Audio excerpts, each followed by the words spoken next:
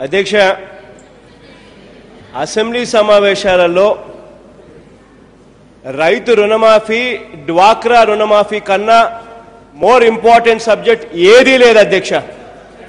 అటువంటి important subject మీద అదే ఇంపార్టెంట్ సబ్జెక్ట్ మీద 10వ తారీఖున మేము 344 ఇచ్చాం అధ్యక్ష. చర్చ ఖచ్చితంగా జరగాలని బీఎస్సీలో చెప్పాం. 344 ఇచ్చాం. 10వ తారీఖున ఇచ్చిన రుజువు అధ్యక్ష. మేము సభలో లేనప్పుడు మీరు ముఖ్యమంత్రి గారు ప్రకటన ఇచ్చేస్తాడు అనే అబద్ధాలతో మీరంతగా మీరే దాన్ని మాట్లాడేస్తారు.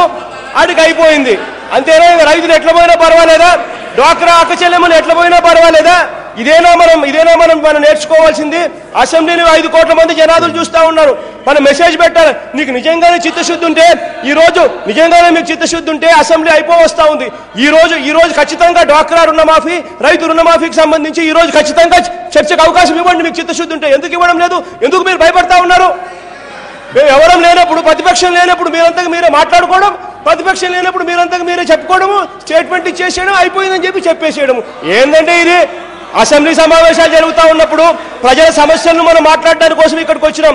ప్రజా సమస్యలు మనం మాట్లాడడానికి ఇక్కడికి వచ్చినప్పుడు డ్వాక్రా అక్క చెల్లెమ్మల సమస్య, రైతుల రుణమాఫీకి సంబంధించిన సమస్య కన్నా మోర్ ఇంపార్టెంట్ సమస్య ఏదీ లేదు అసెంబ్లీలో.